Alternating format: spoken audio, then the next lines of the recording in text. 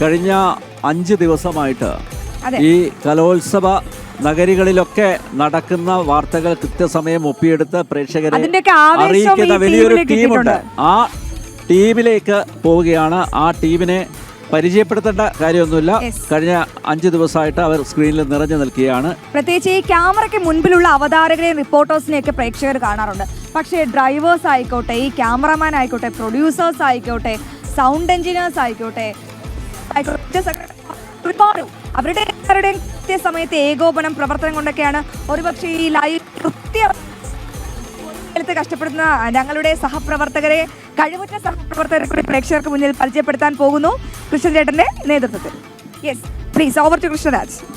അപ്പോൾ സംസ്ഥാന സ്കൂൾ കലോത്സവം അതിൻ്റെ അവസാന ദിവസത്തിൽ എത്തി നിൽക്കുന്നു. ഇന്ന് വലിയ ആഘോഷ പരിപാടികളൊന്നും രാവിലെ ഇല്ല.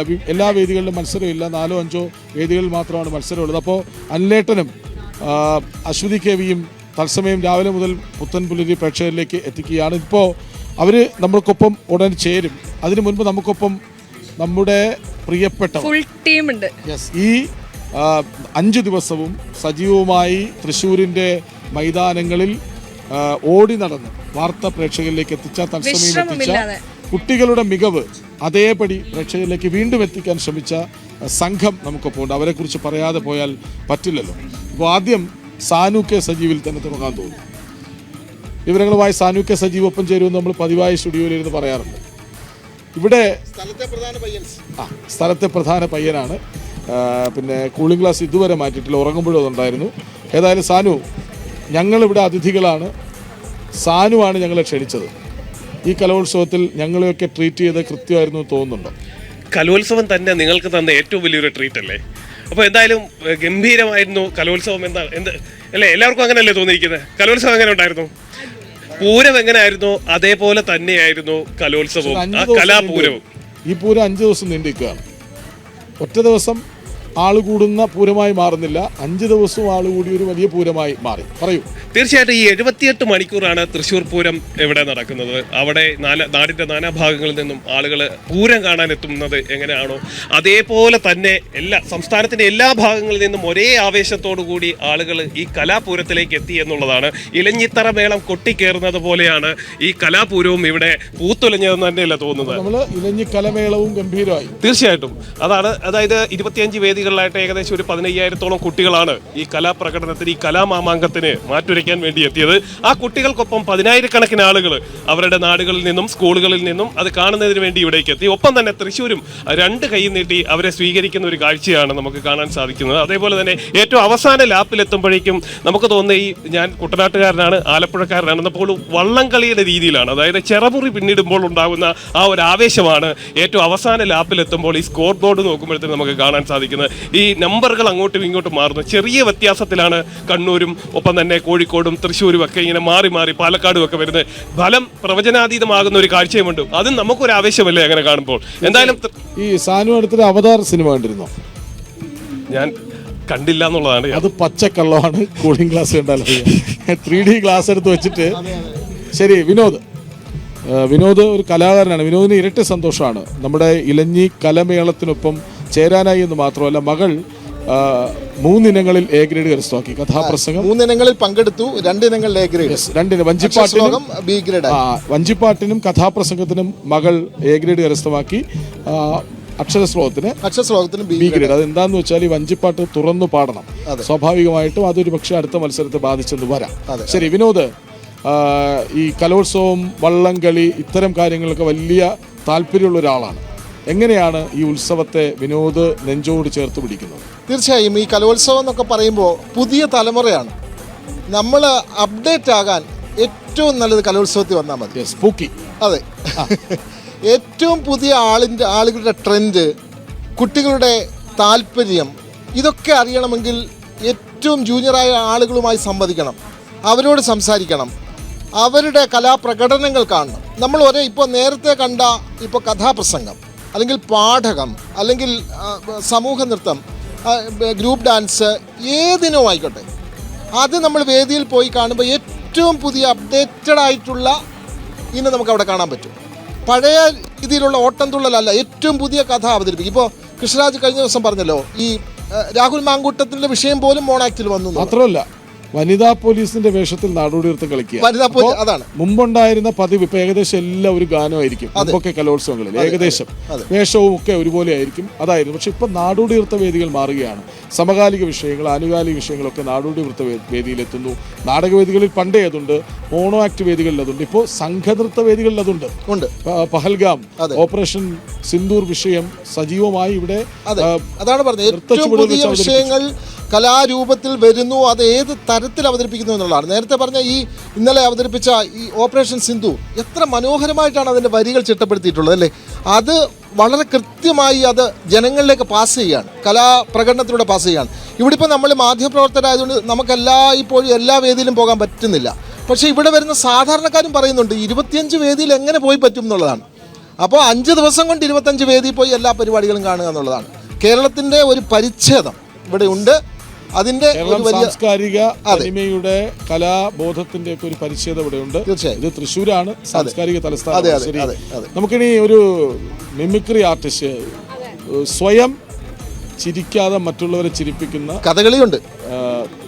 മുഖം കണ്ട കഥകളിയാണെന്ന് തോന്നുന്നു അല്ലേ? മിമിക്രി ആർട്ടിസ്റ്റാണ്.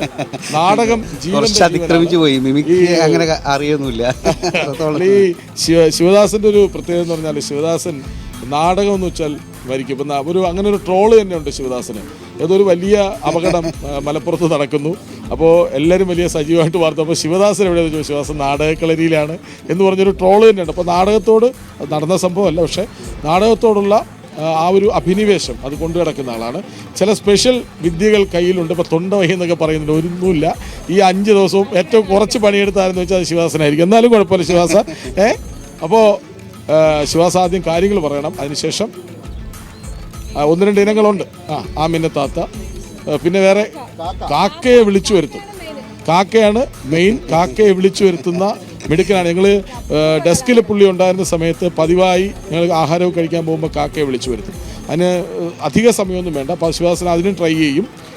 അതിൻ്റെ അന്തരീക്ഷമൊക്കെ ആയോ എന്ന് എനിക്കറിയില്ലെങ്കിൽ പോലും. ഓക്കെ, ശിവദാസൻ പറയും. അപ്പോൾ ഞാനിവിടെ വന്ന ആദ്യ ദിവസങ്ങളിലൊക്കെ വളരെ കുറച്ചായിരുന്നു ആളുകളുണ്ടായിരുന്നു. അപ്പോൾ ഞാൻ വിചാരിച്ചു ഇത് തൃശ്ശൂർ ഏറ്റെടുത്തിട്ടില്ല എന്ന് വിചാരിച്ചു. പക്ഷേ പിന്നീട് ഒരു പൂരം പോലെ തന്നെ അത്രയും നിറഞ്ഞ, പ്രത്യേകിച്ച് ഈ സംഘനൃത്തം ഒക്കെ ഇതിൻ്റെ തൊട്ട് പുറകിൽ കാണുന്ന വേദിയിലായിരുന്നു സംഘനൃത്തം. അവിടേക്ക് ഇങ്ങനെ ഒരു മുകളിലേക്ക് മണ്ണിട്ടാൽ താഴത്തേക്ക് എത്താത്ത രീതിയിലുള്ള ആൾത്തിരക്കായിരുന്നു. അത് കൃത്യമായി തന്നെ ഈ ഒരു തൃശ്ശൂർ പൂരം പോലെ തന്നെ ഇവിടുത്തെ ആളുകളൊക്കെ ഈ ഒരു കലാമേള ഏറ്റെടുത്തു, യുവജനോത്സവം ഏറ്റെടുത്തു എന്നുള്ളത് തന്നെയാണ്. കാരണം അത് ഒരു കലയോടുള്ള ഇവിടുത്തെ ആളുകളുടെയൊക്കെ ഒരു സ്നേഹം തന്നെയായിരുന്നു. അത് കൃത്യമായി തന്നെ നമുക്കിവിടെ വന്നപ്പോൾ മനസ്സിലായി. അതോടൊപ്പം തന്നെ ഓരോ വേദികളിലേക്ക് പോകുമ്പോഴും കൃത്യമായി അപ്ഡേറ്റഡ് ആയിട്ടുള്ള പുതിയ നല്ല ഒരു അവതരണം തന്നെയായിരുന്നു. പ്രത്യേകിച്ച് ഏറ്റവും പുതിയ വിഷയങ്ങളടക്കം മിമിക്രി ആണെങ്കിലും മോണാക്ട് ആണെങ്കിലും രാഹുൽ മാങ്കൂട്ടത്തലിൻ്റെ വിഷയം, ശബരിമലയിലെ സ്വർണ്ണക്കവർച്ച, അങ്ങനെ ഏറ്റവും പുതിയ വിഷയങ്ങൾ അത് നല്ല കാമ്പുള്ള രീതിയിൽ തന്നെ അവതരിപ്പിച്ചു. അത് കാണാൻ തന്നെ നല്ലൊരു രസമായിരുന്നു. ഇങ്ങനെ പ്രത്യേകിച്ച് മോണാക്റ്റും നാടകം ആണെങ്കിലൊക്കെ ഏറ്റവും പുതിയ വിഷയങ്ങൾ, അതായത് പഴയ ക്ലീഷേ അല്ലാതെ തന്നെ ഏറ്റവും പുതിയ വിഷയങ്ങൾ വളരെ മനോഹരമായി തന്നെ അവതരിപ്പിച്ചു. നമുക്കത് റിപ്പോർട്ട് ചെയ്യുമ്പോൾ പോലും പലപ്പോഴും അത് റിപ്പോർട്ട് ചെയ്യാനാണ് എന്ന് നമുക്ക് തോന്നുന്നില്ല. കാരണം അതിൽ നമ്മളങ്ങനെ ആസ്വദിച്ച് അങ്ങനെ ലയിച്ച് അങ്ങനെ ഇരിക്കുകയായിരുന്നു പലതും കാണുമ്പോൾ. അപ്പം അങ്ങനെ ഒരു അനുഭവം എനിക്ക് ഇവിടെ വന്നപ്പോൾ തോന്നി. അവസാന ദിവസങ്ങളിലൊക്കെ സമയപരിമിതികളുണ്ടാണ്. അപ്പം അത് ഇങ്ങനെ ചുമ്മാ വെറുതെ പറയാൻ അങ്ങനെ ആമിനത്താത്തന്നൊക്കെ പറഞ്ഞ്, അല്ല പടച്ചോനെ, നമ്മളിവിടെ ഈ കലോത്സവത്തിന് വന്ന സമയത്ത് ഞാനൊരു കാര്യം പറയും. ആമിനത്താത്ത എന്നൊക്കെ പറഞ്ഞാൽ എല്ലാവർക്കും അറിയോ എന്നുള്ളത് അറിയില്ല. പണ്ട് നമ്മുടെ അബി ആയിരുന്നു അത്, പഴയ കലാകാരൻ, ആർട്ടിസ്റ്റ്, സിനിമ ആർട്ടിസ്റ്റ് അബിയൊക്കെ ആയിരുന്നു അത് ചെയ്തിരുന്നത്. പിന്നീട് അദ്ദേഹം മരിച്ചുപോയി. പിന്നീട് അതിനുശേഷം അങ്ങനെ ആമിനത്താത്ത അധികം വേദിയിലൊന്നും പലരും അവതരിപ്പിച്ചിട്ടില്ല. അല്ല പടച്ചോനെ, നമ്മൾ ഈ കലോത്സവത്തിനൊക്കെ വന്നപ്പോഴേ എന്തൊരു ആൾക്കൂട്ടായിരുന്നു എന്നറിയോ. ഈ തൃശ്ശൂരിൻ്റെ മണ്ണിൽ തൃശ്ശൂർ പൂരം പോലെ തന്നെ ഈ കലോത്സവമൊക്കെ അങ്ങനെ ജനങ്ങളാണ്ട് ഏറ്റെടുത്തിട്ടേ ഭയങ്കര രസമായിരുന്നു. ഇതിൻ്റെ ഇടയിൽ കൂടി പല പരിപാടികളൊന്നും കാണാനൊന്നും പറ്റിയില്ല. കാരണം ആൾക്കാരിങ്ങനെ കൂടി നിന്നിട്ട് അങ്ങോട്ടൊന്നും പോകാൻ പറ്റില്ല. പിന്നെ നമ്മൾ മലപ്പുറത്തുനിന്ന് വന്നതല്ലേ, അപ്പോൾ ഒരു വിശിഷ്ടാതിഥി ആയതുകൊണ്ട് നമ്മളൊക്കെ അങ്ങനെ കടത്തി വിട്ട് ഒരു VIP പരിഗണനയൊക്കെ കിട്ടിയിട്ടുണ്ട്. പിന്നെ പല വേദികളിലൊക്കെ പോയപ്പോൾ ഗംഭീരമായിരുന്നു കേട്ടോ. കുട്ടികളൊക്കെ പണ്ടത്തെ പോലെ ഒന്നുമല്ല, കുട്ടികളൊക്കെ ഗംഭീരമായിട്ട് പെർഫോം ചെയ്യുന്നുണ്ട്. കാക്കയെ ഒന്ന് വിളിക്കാൻ ശ്രമിക്കുക, കാരണം കാക്ക വന്നോളും, പിന്നീട് വന്നോളും. അപ്പോൾ നമുക്ക് കാരണം രാവിലെ എനിക്ക് തോന്നുന്നു രാവിലെ കാക്ക എണീറ്റിട്ടുണ്ടോ എന്നുള്ളത് അറിയില്ല. ഈ പുത്തമ്പുലരി ഒക്കെ അവതരിപ്പിക്കുന്ന ഈ സമയത്ത് കാക്ക എണീറ്റിട്ടുണ്ടോ എന്നുള്ളത് അറിയില്ല. ചിലപ്പം പൊട്ടിത്തെറിച്ച് പോയി മൈക്ക്, കാരണം കുറച്ച് ശബ്ദത്തിൽ വേണം എടുക്കാനേ.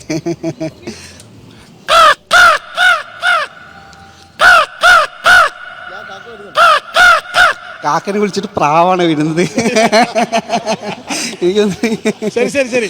അപ്പൊ അല്ല, കാക്കകളൊക്കെ ബ്രേക്ക്ഫാസ്റ്റ് കഴിക്കാൻ വേണ്ടി പോയതാണ്. ഞങ്ങളുടെ യാത്രയ്ക്ക് തുടക്കം കുറിച്ച് തലസ്ഥാനത്ത് നിന്നാണ്. അവിടെ നിന്നാണ് വലിയൊരു സംഘമായി ഞങ്ങൾ വന്നത്. അപ്പോൾ ആ യാത്ര ശരിക്കും ഞങ്ങൾക്കൊരു വിനോദയാത്രയായിരുന്നു ശരിക്കും. കാരണം ഞങ്ങൾ രാവിലെ 9:30 തിരിച്ചിട്ട് രാത്രി 10 മണി കഴിഞ്ഞിട്ടാണ് ഇവിടെ എത്തിയത്. കാരണം വഴിനീളെ നല്ല കടകളിൽ കയറി ഭക്ഷണം കഴിക്കുക, ഉപ്പിലിട്ടത് കഴിക്കുക, അങ്ങനെ വ്യത്യസ്തമായ ഭക്ഷണ രീതികളൊക്കെ പരീക്ഷിച്ചാണ് ഞങ്ങൾ ഇവിടെ എത്തിയത്. അപ്പോൾ ഞങ്ങളിവിടെ എത്തിച്ചത് രഞ്ജിത്താണ് ഞങ്ങളിവിടെ എത്തിയത്. അപ്പോൾ രഞ്ജിത്ത് ആ സന്തോഷം ഒന്ന് പെട്ടെന്ന് പങ്കുവയ്ക്കും. തുടക്കം മുതൽ നല്ലൊരു ട്രിപ്പ് തന്നെയായിരുന്നു. സ്റ്റാർട്ടിങ്ങിൽ ചേട്ടൻ പറയും പോലെ നല്ല നല്ല കടകളിൽ കയറി ഫുഡ് കഴിക്കുകയും അതിൽ നെല്ലിക്ക ഉപ്പിലിട്ട് ബോട്ടിൽ മേടിക്കുകയും നല്ല കടകളിൽ നിർത്തണമെന്ന് എന്നെ ചേട്ടൻ പറയുകയും അതിനോട് ഇവരുടെ കൂടെ ഈ ട്രിപ്പിനോട് ഈ 5 ദിവസം, അതായത് നമ്മുടെ തൃശ്ശൂർ വടക്കനാഥൻ്റെ മുന്നിൽ ഈ മൈതാനത്ത് ഈ 64ാമത് കലോത്സവത്തിൽ പങ്കെടുക്കാൻ എനിക്കും ഒരു ചാൻസ് കിട്ടി. അതിനോട് ഞാൻ ഈ ജനൻ ടി വിയോടും നമ്മുടെ ഈ ടീം അംഗങ്ങളോടും ക്യാമറമാനോടും എല്ലാവരോടും ഞാൻ നന്ദി പറയുന്നു. അതുപോലെ ഇതിൽ പിന്നിൽ പ്രവർത്തിക്കുന്ന എല്ലാവർക്കും എൻ്റെ ഹൃദയം നിറഞ്ഞ നന്ദി രേഖപ്പെടുത്തുന്നു. ഷിബിൻ ചേട്ടൻ്റെ ഒരു പ്രത്യേകത എന്ന് പറഞ്ഞാൽ 2 ദിവസം കഴിഞ്ഞാണ് വരുന്നത്. 2 ദിവസം കഴിഞ്ഞാണ് ഷിബിൻ. പക്ഷേ ഈ 3 ദിവസം കൊണ്ട് ഈ 5 ദിവസത്തെ ഓട്ടം ഓടി ഞങ്ങളെ എല്ലാ വേദികളിലും എത്തിച്ച ഒരാളാണ് ഷിബിൻ ചേട്ടൻ. എങ്ങനെയുണ്ട് ഷിബിൻ ചേട്ടാ നമ്മുടെ കലോത്സവ ടീം ജനം നമ്മൾ ഒറ്റക്കെട്ടാണ്. കലോത്സവം നല്ല രീതിയിൽ നമ്മൾ എല്ലാം മുന്നോട്ട് കൊണ്ടുപോയി എല്ലാം ഒരു ടീമായിട്ട് നന്നായി പോകുന്നുണ്ട്. അപ്പോൾ സാനു കഴിഞ്ഞു. മൈക്ക് ഒരു അനഘ എനിക്കൊപ്പം ആദ്യ 2 ദിവസമൊക്കെ പുത്തമ്പള്ളിയിലൊക്കെ ഉണ്ടായിരുന്ന ആളാണ്. അനഘ കോഴിക്കോട് നിന്ന് തൃശ്ശൂർ എത്തുമ്പോൾ എന്ത് മാറ്റമാണ് കണ്ടത് കലോത്സവം? ഈ കലോത്സവം എന്ന് പറയുമ്പോൾ ഏറ്റവും പ്രധാനപ്പെട്ട ഒന്നെന്ന് പറയുന്നത് ഞാൻ ശ്രദ്ധിച്ചത് ഈ പരിസരത്തുള്ള ഫുഡും അതുപോലെ ഇവിടെയുള്ള പ്രത്യേക ഐറ്റം മാത്രമായിരുന്നു.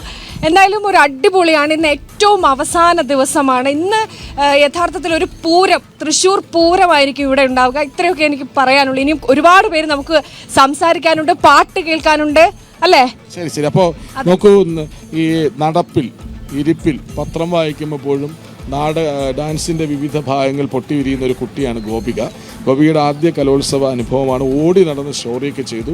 മാത്രമല്ല ആങ്കറിങ്ങിലും സജീവമായിരുന്ന ഒരാളാണ്. പുതിയ കുട്ടിയാണ്. അപ്പോൾ ഗോപിക പാടും, ഡാൻസ് ചെയ്യും.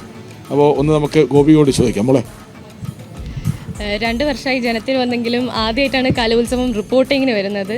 കലോത്സവ വേദിയിൽ ഡാൻസ് കളിച്ചുള്ള ശീലമേ എനിക്കുള്ളൂ. റിപ്പോർട്ടിംഗ് കൂടെ ചെയ്തപ്പോൾ ഭയങ്കര സന്തോഷം. അത് വേറൊരു എക്സ്പീരിയൻസ് തന്നെയാണ്. പാട്ട് ഒറ്റയ്ക്ക് പാടുന്നത് ബോറല്ലേ? ഒറ്റയ്ക്കല്ല, ഞങ്ങൾ ഗ്രൂപ്പായിട്ട് പാടാം. അപ്പോൾ കലോത്സവത്തിൻ്റെ അവസാന ദിവസം നമ്മുടെ ടീം അംഗങ്ങളെ ഒന്ന് പരിചയപ്പെടുത്തേണ്ടത് ശരിക്കും ഒരു ഉത്തരവാദിത്വമായി തന്നെ കാണുകയാണ്. ഇനിയുണ്ട്, എല്ലാവരിലേക്കും വരാം. അപ്പോൾ ഗോപിയുടെ പാട്ട് വളരെ പെട്ടെന്ന്. ഗോപിക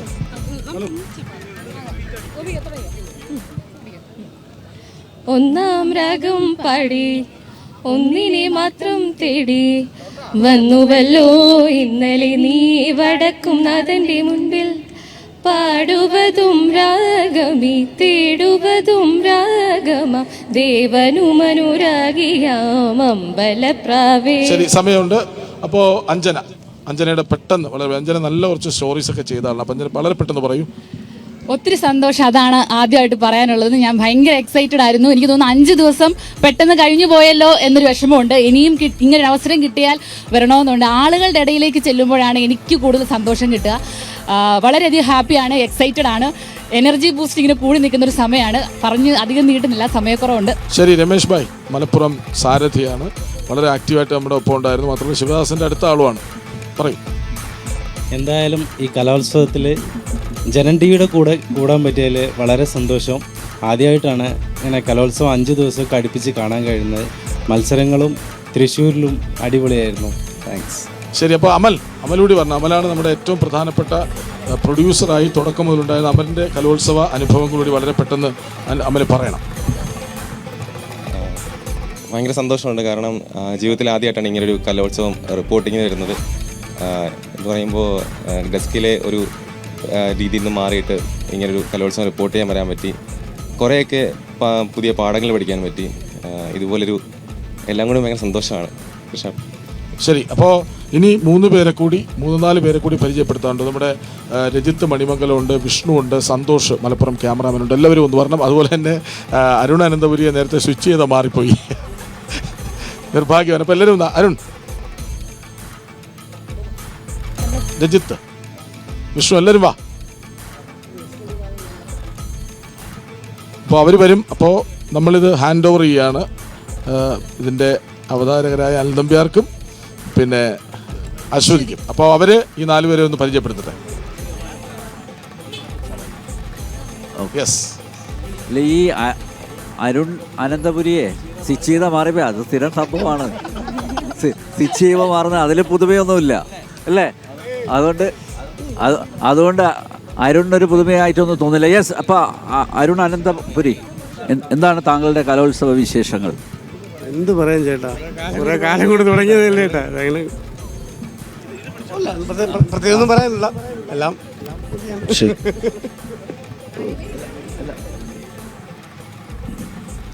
പ്രത്യേകിച്ചൊന്നും പറയാനില്ല. ഹാപ്പിയാണ്. യെസ്, ആ സന്തോഷം മുഖത്ത് ഉണ്ട്. കടന്നു വരൂ പ്ലീസ് മിസ്റ്റർ വിഷ്ണു. അടുത്ത നമ്മുടെ സ്വന്തം വിഷ്ണു ചേട്ടൻ ക്യാമറയ്ക്ക് പിറകിൽ എത്ര വിളിച്ചാലും വരില്ല. യെസ്, വിഷ്ണു ചേട്ടാ, ഇങ്ങനെ ഈ പൊരി വെയിലത്ത് ഓടി നടന്ന് ആർക്ക് സ്റ്റോർ ചെയ്യണമെന്ന് അങ്ങോട്ട് ചോദിച്ചുകൊണ്ടിരിക്കുന്ന മനുഷ്യനാണ്. എങ്ങനെ ഉണ്ടായിരുന്നു കലോത്സവ അനുഭവം? കലോത്സവം കൊള്ളായിരുന്നു. ഈ കലോത്സവം വരാൻ എനിക്ക് കുറച്ച് മടിയായിരുന്നു, പക്ഷേ ക്യാമറ ചീഫ് നിർബന്ധിച്ചിട്ടാണ് വന്നത്. വന്നപ്പോൾ നല്ല വൈബായിരുന്നു. ഞങ്ങളുടെയൊക്കെ പിറകെ ഓടി ഓടി കഷ്ടപ്പെട്ടു. ഈ അഞ്ജനയൊക്കെ ഒരുപാട് കഷ്ടപ്പെട്ടിപ്പിച്ചു അല്ലേ? അല്ല, അഞ്ജന കൂടുതൽ കഷ്ടപ്പെടുത്തിയത് ക്യാമറ ചീഫിനെയാണ്, അജിത്തേനാണ്. എന്നെ കഷ്ടപ്പെടുത്തിയത് ഗോപികയാണ്. ഗോപികേ. യെസ്. ഇനി നമ്മൾ ആരെ പരിചയപ്പെടുത്താവുള്ളേ? അടുത്തത് രജിത്ത് മണിമംഗലം. രജിത്ത് മണിമംഗലം. ഓക്കെ. അപ്പൊ രജിത്തും എത്രയോ കലോത്സവങ്ങൾക്ക് ക്യാമറ ചലിപ്പിച്ച ആളാണ്, അത് ചിത്രീകരിച്ച ആളാണ്. അപ്പൊ തൃശ്ശൂർ എങ്ങനെയാണ് വ്യത്യസ്തമായിട്ട് തോന്നുന്നത്? വ്യത്യസ്തമായിട്ട് ന്യൂ ജനറേഷൻ ഐറ്റംസ് കണ്ട പോലെ, സമകാലിക സംഭവമായി കണ്ട പോലെ ഐറ്റംസ് വരുന്നുണ്ട്.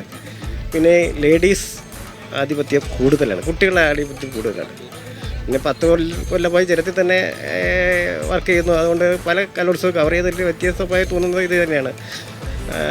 പെൺകുട്ടികളുടെ ഐറ്റം കണ്ടമാനം പാർട്ടിസിപ്പൻസ് കൂടുതലാണ്. പിന്നെ അത് മാത്രമല്ല, ഇവിടുന്ന് അവസാനം പവലിയൻ പൂട്ടിയിറങ്ങുന്നത് നമ്മളാണല്ലോ അല്ലേ? കഴിഞ്ഞ വർഷം തിരുവനന്തപുരത്ത് അങ്ങനെ തന്നെയായിരുന്നു.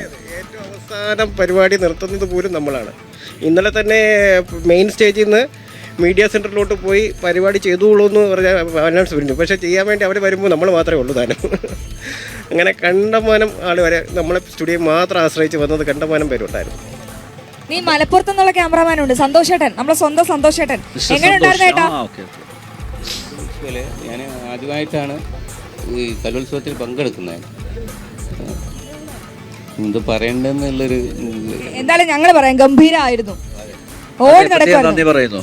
അടുത്ത മനുചേട്ടനെ പറയാതിരിക്കാൻ പറ്റുമോ? മനുചേട്ടൻ എങ്ങനെ ഉണ്ടായിരുന്നു? നല്ല വൈബായിരുന്നു. ടീം എങ്ങനെ ഉണ്ടായിരുന്നു? ടീം നല്ല ഉഷാറായി, അടിപൊളിയായിരുന്നു അല്ലേ? എൻ്റെ ആദ്യത്തെ കലോത്സവമായിരുന്നു പങ്കെടുക്കുന്നത്.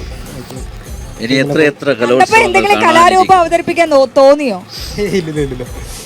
ക്യാമറയ്ക്ക് പിന്നിലെ കരുത്തുറ്റ മനുഷ്യരാണ് നിങ്ങൾ കണ്ടത്. ഇനി എന്താ?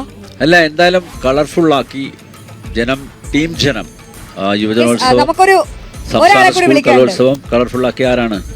ഓടി വായോ ചേട്ടാ. യെസ്, നമ്മുടെ ക്യാമറാമാൻ, നമ്മുടെ ഓഫീസിൽ ഇത്രയും സുന്ദരമായ ഒരു ക്യാമറമാനെ ഞാൻ ആദ്യമായിട്ട് കാണുന്നത്. സീരിയസ്ലി, രജിത്തേട്ടനെ വിഷ്ണുചേട്ടനെ കണ്ടിട്ടും അടുത്ത അജിത്തേട്ടനെയൊക്കെ കണ്ട്. ചേട്ടാ എങ്ങനെ ഉണ്ടായിരുന്നു അനുഭവം? നല്ലൊരു എക്സ്പീരിയൻസ് ആയിരുന്നു. ഞാൻ പുകഴ്ത്തിയത് ഇഷ്ടപ്പെട്ടോ? പിന്നെ ഭയങ്കരമായിട്ട് ഇഷ്ടപ്പെട്ടു. തിരിച്ചിങ്ങോട്ടും പുകഴ്ത്താം. എനിക്ക് സെയിം അഭിപ്രായമാണ്. നല്ലൊരു ലുക്കുള്ള ഒരു ആങ്കർ. ഇപ്പൊ മനസ്സിലായല്ലോ, ഇത് ഞങ്ങൾ തമ്മിലൊരു രഹസ്യ ധാരണയായിരുന്നു. ഇങ്ങോട്ട് പുകഴ്ത്തൽ വാങ്ങുക, ഏറ്റുവാങ്ങുക എന്നുള്ളത്. ഓക്കെ, ഞങ്ങളൊക്കെ ഇഷ്ടപ്പെട്ടോ ചേട്ടാ? ടീം എങ്ങനെയുണ്ട്? ഭയങ്കര സൂപ്പർ വൈബല്ലേ? സെറ്റ്. അപ്പൊ അതുമായി എങ്ങനെയെങ്കിലും ഒന്ന് ഇവിടുന്ന് പോയാൽ മതി എന്നായി. അല്ല, അങ്ങനൊന്നും അല്ല. നമുക്ക് എന്തെങ്കിലും ഒരു കലാരൂപം പ്രകടിപ്പിക്കാവുന്നത്. ആരെ ഗോപികയെ കൊണ്ടൊരു പാട്ട് പഠിപ്പിച്ചാലോ? ഗോപിക പാടി, പക്ഷേ അഞ്ജന നന്നായിട്ട് പാടുന്ന ഇന്റലിജൻസ് റിപ്പോർട്ട് കിട്ടിയിട്ടുണ്ട്. പക്ഷെ അഞ്ജന ഇതുവരെ അത് സമ്മതിച്ചു തന്നിട്ടില്ല. അതിലൊന്ന് വന്നേ, ഒന്ന് പാടാൻ വരും. ഇത്രയും പ്ലീസ്. നമുക്കൊരു വഞ്ചിപ്പാട്ടിന്റെ ഈരടി എല്ലാരും കൂടെ പാടി അങ്ങ് നിർത്തിയാലോ? യെസ്, ആര് കൊള്ളാം. ചേട്ടൻ വരെ കൈയടിച്ചു നോക്ക്. അപ്പൊ എങ്ങനെ? യെസ്, അപ്പൊ നമ്മളെല്ലാരും ചേരണം കേട്ടോ. എല്ലാരും കൃഷ്ണ മാറിപ്പോലെ, ബാബാ മാറിപ്പോലെ. അപത്തൂതിക്കും തങ്കലാക്കി നിങ്ങൾ ദൈ പറയണം. പത്തൂതിക്കും തങ്കലാക്കി പത്തൂതിക്കും തങ്കലാക്കി നിൽപ്പവനെ കൈതോഴുന്നേ. പത്തൂതിക്കും തങ്കലാക്കി നിൽപ്പവനെ കൈതോഴുന്നേ.